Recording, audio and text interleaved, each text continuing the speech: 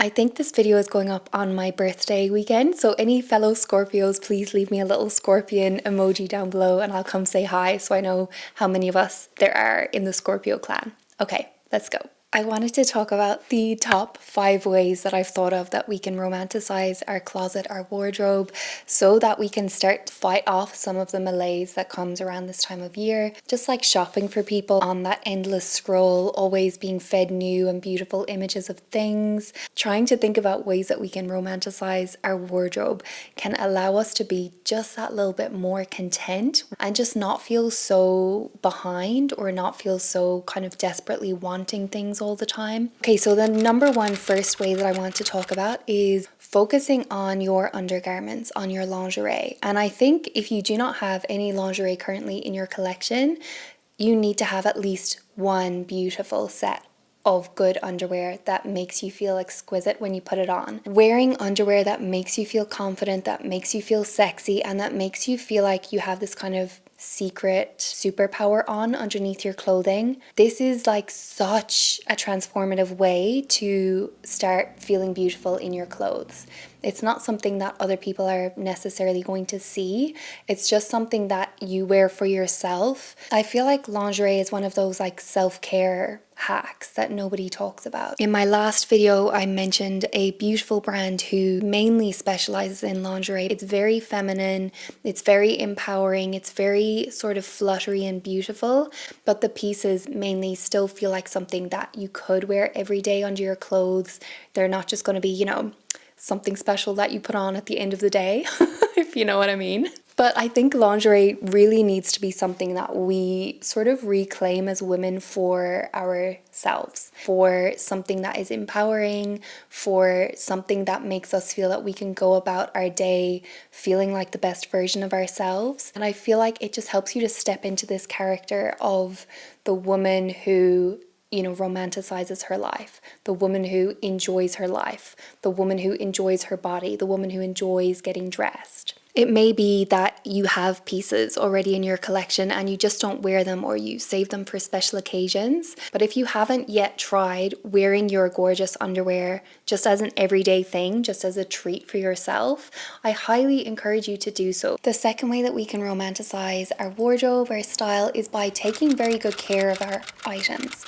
And even though this seems like quite a practical and dull, mundane thing to do, that's the joy of romanticizing things, is by taking something that could be seemingly practical or mundane and making it have this little, you know, this little spark of magic to it. Very Japanese, very Marie Kondo approach to appreciating your things, you know? It's not just this automatic skill that we all have. Most of us need to learn a little bit about garment care, about materials and fabrics, how they behave, how they like to be washed, paying good attention to the fabric tag and the care tag that's inside your garment. Obviously making sure that your clothes are getting washed in a timely manner, but also that you're not overwashing. For example, things like knitwear that really don't need that much washing.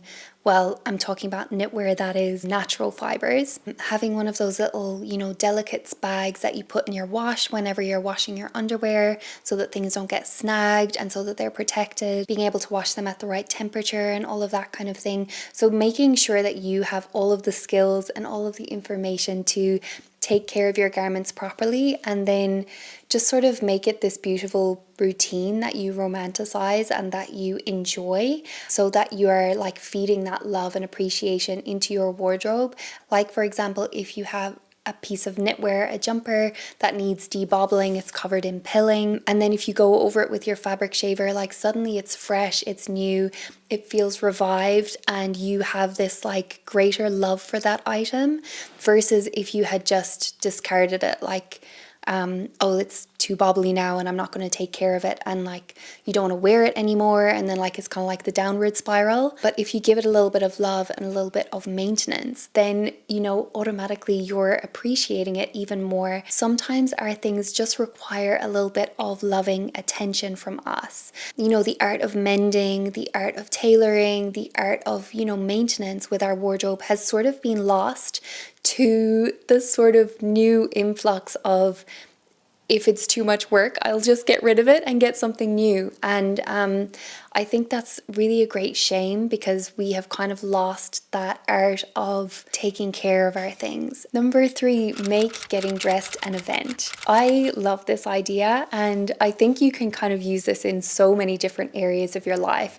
If you find it really mundane to wash the dishes, put on your music, put on your candles, make it an event. How can you make getting dressed feel like an event, feel like it's a special thing, feel like it's a treat? And I know we're all living busy lives. Not all of us have the time to be lighting candles in the morning when we're getting dressed, but it could be the moment that you, like during the weekend, say, like plan out your outfits for the week. It could just be that you have like a very special robe or dressing gown that you wear while you're getting dressed, and it makes you feel, kind of cocooned and cozy, or it makes you feel like, like it's something silky and it makes you feel really feminine. But either way, if you try and inject like even 1% more sort of romanticization, is that even a word, into the process of getting dressed in the morning, I feel like it makes you excited to get dressed. It makes you excited to greet your wardrobe for the day. Number 4, especially if you're getting tired of your wardrobe, I feel like this one might work for you.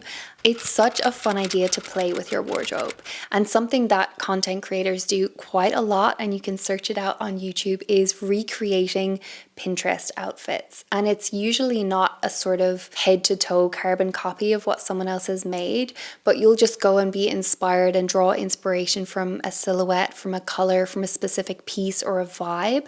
And I so encourage you to do the same thing. You don't have to be a content creator to do that kind of shenanigans. If you're not really into Pinterest, also think about recreating like a look from your favorite character, from a movie, or like even from a book, if you can kind of imagine what they might be wearing, and then see how you can inject your own creativity into bringing something out of your own wardrobe. It's a way that you can sort of break out of a style rut, look at your wardrobe with fresh eyes, and it's a way that you can actually realize how creative that you can be. The more that you practice, the more that you trust yourself. You trust your own style voice, you trust your own aesthetic judgment, and you start feeling more confident in the looks that you put together, because even if they have been inspired by someone else, it's still your own taste that's being brought out of your own wardrobe. Even if something inspires you and it inspires the person next to you, it might be a completely different thing that inspires both of you from the exact same outfit. So either way, this tip is just all about playing, all about getting in front of your wardrobe, shop your wardrobe, and just make it a fun experience. And speaking about appreciation, the last thing really is to just appreciate what you have.